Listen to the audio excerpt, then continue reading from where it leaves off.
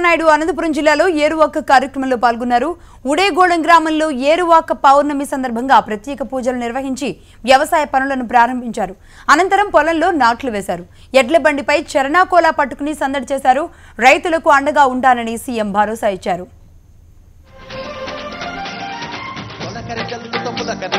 భూమి సాక్షిగా చంద్రన్న ఎర్ర కట్టలు పచ్చని చెట్టుపై రైతుకు